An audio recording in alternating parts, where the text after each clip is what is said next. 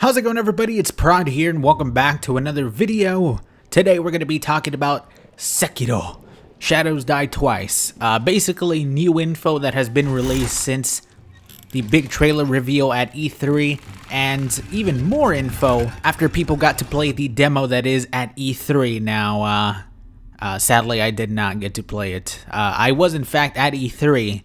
I did in fact see the room that people were going to be playing it in, but it is a closed room. I have actually a pretty funny story of me trying to get in there, but I'll probably tell that in a video separately where I'll talk about E3 and, you know, because I did get to play Code Vein, I'll just keep this to Shadows Die Twice. So right away, I'm not going to be talking much about the story. Basically, you have the main character, the one-armed wolf, which is what they call him. He is a shinobi. He got his arm chopped off by another guy who stole his lord, his king, prince, the little kid you see. Yes, that is a male. Boy, do they love males that look like females over there at From Software, huh? And basically, it's a pretty straightforward story so far from what we have. Everything is to try to get the kid back and to try to get revenge on the guy who chopped his damn arm off, and now he has this prosthetic arm, which is actually going to be playing a huge part on the story. So far, everything that we know seems like this arm is pretty much everything when it comes to upgrades. It's all going to be going towards the arm, because we did get a lot of news. Some sad news, some good news, some cool news. First of all, right away with the news, you probably know already, this game is not going to be having multiplayer at all. It seems like we're not going to be getting co-op, there's not going to be any co-op, and there is not going to be any PvP. Sadly, for somebody like me who enjoys PvP in the Soul series, I think that it's one of the best. I don't know why, there's something about it, man. Like, it's so broken and glitchy and buggy, but I just love it. I love playing it. The unique aspect of invasions that you don't really get in any other multiplayer game. I don't know where I'm going to get the fix for that. I'm going to have to stick to those games maybe for another little while, but I'm kind of okay with it. I want to see where From Software takes this game when they have this new objective, which is basically going to be to make a single player game, a very straightforward single player game. Obviously, it's still going to have its, you know, From Software type of lore. And they did confirm that, by the way. They did talk a little bit about lore. They did say that it is going to be a From Software game, meaning probably lore that's, oh, hey, this guy said something, and it's in this item description. Statues that you have to read, characters, armor, and faces, and weapons. You're going to get all that after going online and reading about what they're wearing and stuff. Basically, lore that's not just told to you by another character's mouth in a cutscene. They said this game is not going to be one of those type of games, even though it is a game that focuses entirely on its single player story. They also did confirm that this game is not really going to be like a role-playing game, not a role-playing game that we have seen before in the past with Dark Souls, Bloodborne. This game is, again, very different from the Soul series. It's almost like they said, hey, you guys know us from Dark Souls and Bloodborne. We're going completely different with this one. You kind of see some of the aesthetics of the same type of gameplay. You know, you got a little bit of that hack and slash, but definitely it seems like the combat is very different from anything that we have seen from them so far, and kind of everything points towards that from everybody who has played the demo and from what we see in the trailer so far. A couple things that apparently the game does not include: leveling system. Apparently there's not going to be a specific character leveling system. Most of the things that you do get in the game are going to mainly be towards that prosthetic arm. You do see many features that the arm has, many attachments to it. We see a couple different ones in the trailer. We see the umbrella shield. We see this axe that I actually thought was a transforming weapon, similar to the weapons that we saw in Bloodborne. I got really excited. This kind of flash fire grenade, something like a flamethrower, which is actually pretty cool, because in one of the articles that I read where they mentioned that they played the demo, apparently there's a feature with that specific flamethrower attachment where you stick your katana in it and it lights your katana on fire, and then you do fire damage. So, God, that sounds fucking awesome. And speaking of katanas, apparently this game is not going to have weapons and armors you can collect throughout the game. Like I said, most of these things are apparently going to be mainly attachments towards your arm. You're going to get items that help you progress the story. This is very much, again, not a RPG game. Very different from pretty much everything we've seen by From Software so far, at least in recent memory since like Demon Souls. And even though I am very much used to that type of leveling system, role-playing game system that we see in Dark Souls, I am extremely excited about them going in a new direction. And speaking of new direction, stealth is actually a big part of this game apparently. Obviously we saw that a little bit in the trailer. You see the one-armed wolf sneaking around enemies, you see him crouching around rooftops, and by the way, that grappling hook looks amazing. I feel like it's gonna add so much variety to the game. A lot of people have talked about it, like this whole verticality factor that we have not seen in any of the previous games that they've made when it comes to Dark Souls, of course. It's going to make the game interesting because you're going to be able to use it, get on a rooftop. Do you want to go on this rooftop to sneak by these couple of guys? Maybe there's a tougher enemy on these rooftops. Do you want to go down there, maybe try to sneak around throughout the alleyways? That could definitely work as well. I think it'll make this game pretty replayable, at least for the first couple of playthroughs. And even though I suck at stealth, and I'll probably just go in there, guns blazing like I always do, fail 3 times in stealth, and then be like, ah, screw it, just run in there. This seems like one of those games where stealth is gonna make this game really easy, and if you or I should say easier than just running in there against 5 or 6 different enemies. And you're probably gonna have to get used to it or learn to adapt to that stealth mechanic. And not only for, you know, regular mobs or boss fights, because the stealth mechanic is apparently going to be something that you can use in boss fights. That was something that I saw in the trailer, which is kind of weird, I will admit, but the whole resurrection system that we saw from the trailer, the character dies and then he comes back to life. Now, they haven't really talked about that too much.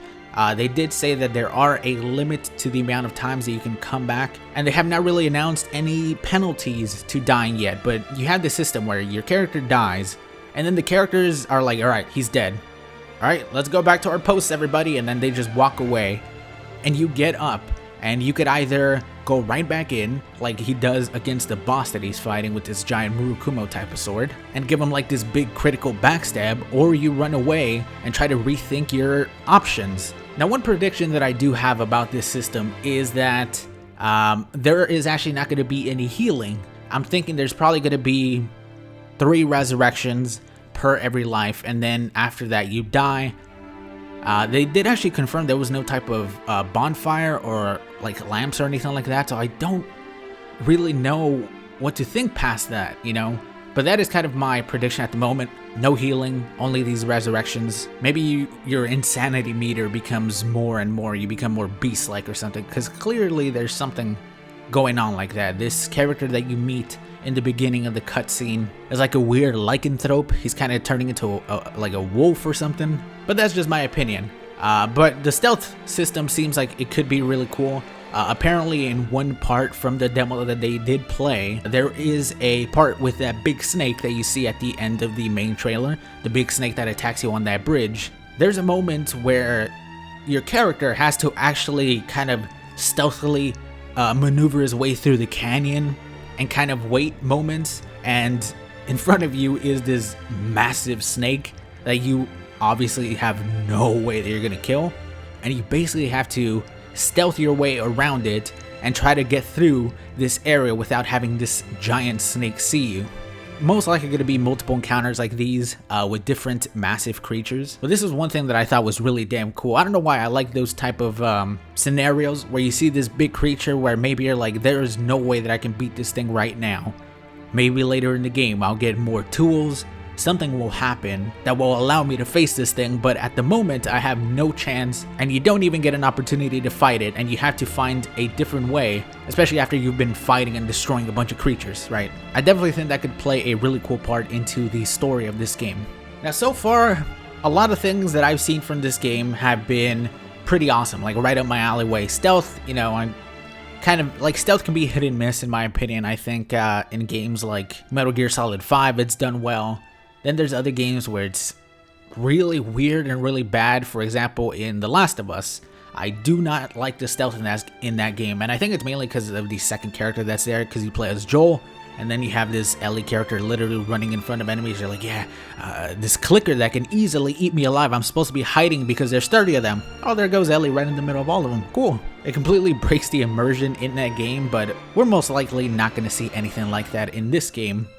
is definitely going to be more to even out the odds against enemies that are most likely a lot stronger than you or outnumber you by a lot. The grappling hook is going to play a big part of that. I am not entirely sure. I don't think they mentioned if you can switch them out. I think maybe you can just have all of these attachments to this prosthetic arm at all times. So you can also use the umbrella shield, you can use that little guard breaking axe that they have, you can use the grappling hook all you want, and all of them together. I'm not sure if you have to swap them out, but the grappling hook is looking like it's going to be my favorite thing so far. It looks like it could change up the way you play so much. You could get on top of buildings, you could use it in boss fights to pull things towards you, you could pull yourself towards things. You see in that specific clip from the boss fight on that guy on the horse, he pulls himself to the guy on the horse and does this cool ass spinning attack. It's just so weeb-like, but it's awesome. And the grappling hook is actually not limited to specific areas. You can use it as much as you want apparently. I'm not sure if there's a cooldown. You can use it, I'm guessing, almost anywhere. Most likely you're not going to be able to use it to, you know, get across an area that you can't get to. Like there's this giant canyon where you fall to your death in the middle. Oh, there's a rock on the other side. Let me just get over there like Spider-Man. I'm guessing you're going to fall and die. Now when it comes to the info, the, you know, just straight up info that I have to give, that is about it so far. It's Tuesday at the moment of making this video, so maybe over the next couple days we are going to get more info. Like I said, at E3 they had a specific demo that was behind closed doors, which you needed like a press pass to go to, and I didn't have a press pass, and you also had to make appointments. It's a real bummer because, you know, I want to play the game. But I also have a couple predictions on it, so if you mainly were here for the info, you could go ahead and head out if you want. I appreciate you watching the video. But one thing, oh wait, I kind of forgot.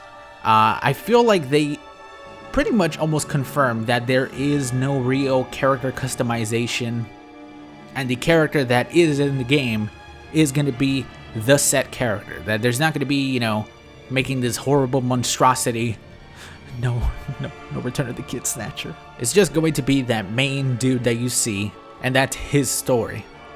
Considering this is not really a role-playing game, they're going for more of that single-player type of game. But another prediction that I have for the game is that it's not going to have your typical dodging that we see from like Dark Souls or Bloodborne.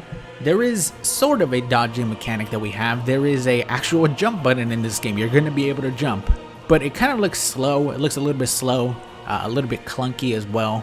Probably is not going to have any iframes. And you can maybe use it to jump out of the way for a very telegraphed attack, like the character does in the trailer when he's fighting the guy on the horse. Or it may not even be a boss. Who knows? There's probably 10 of them behind him. The combat is most likely to be more based around realism, parries, switching stances, and your positioning to slice apart where maybe your enemy is not blocking. If your enemy's blocking in front of you, you can maybe get to the side of him, behind him. You could use a grappling hook on him. You could use that, you know, axe on him. When they attack you, instead of dodging out of the way or rolling out of the way, you're gonna have to parry him, and then that's gonna leave him open for your own attack. It's definitely not gonna be your typical rolling mechanic.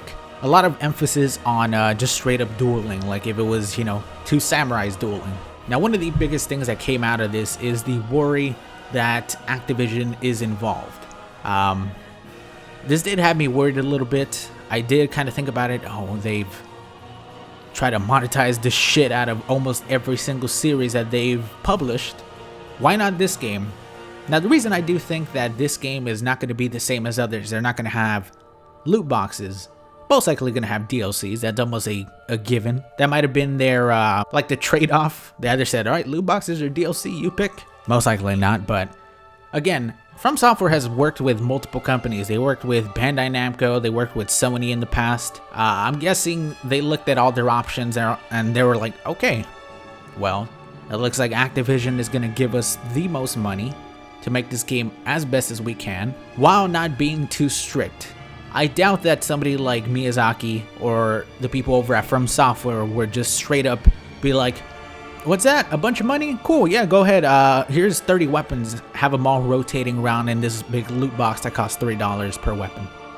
I don't think that they would do that. That would taint, and I feel like destroy a reputation that they've worked so hard to build up. Considering they are From Software, pretty much one of the most popular, one of the biggest, and one of the most loved studios around at the moment. because continuously they put out quality content and aren't super money hungry with loot boxes and tons of DLC. Pretty much every DLC that they put out is DLC that people want because they are so satisfied with the main game. But this game is really different, man. This game is not going to make everyone happy, that's for sure. Stuff like the stealth mechanic, even for somebody like me who doesn't really enjoy stealth all that much, I'm still very excited about this game. I feel like it is going to be a game where you can play in multiple ways. Stealth is just going to be one of those things to, again, even out the odds against multiple enemies or tougher enemies. It's going to give you replayability during your second playthrough. If you went in guns blazing during your first one, want to try all stealth, you might be able to, unless you go up against bosses. Then obviously stealth is not going to really work on them. But there's something about this game, man. Like, From Software is at the tippity top of their game when they're working on something new. Dark Souls 1, Bloodborne, Demon Souls. Anytime that they make something new, I feel like they knock it out of the park. This is a new IP, even though Activision is, you know, the publisher. I feel like they're not going to really intrude much on From Software's vision. They're there to make money because From Software, even though they're not the biggest studio in the world, they're not Treyarch, they still sell a shit ton of games that people absolutely love and are usually critically acclaimed. Most likely the game will be released next year. They did say early next year, probably around the same type of release days that they usually have for, you know, all their Souls games and Bloodborne. Somewhere around April, between March and May.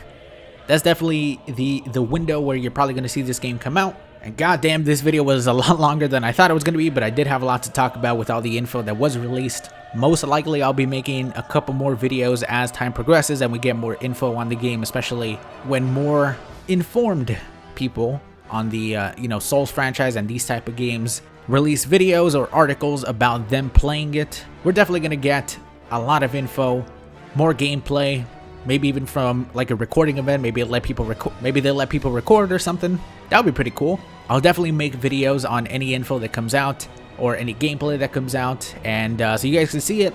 I'm definitely going to be closely following the development of this game because, man, I'm excited for this game a lot now. I know it's not a lot of people's cup of tea, but it looks like it's right up my alleyway, and I'm probably going to be playing it a lot. Either way, guys, that is going to be it for this long-ass video. I appreciate you guys watching. If you made it this far, I don't know how many people did, but like helps out the channel a bunch. Thank you for watching, everybody. Hope you guys have a good day, and I'll talk to you all later. Peace, everybody.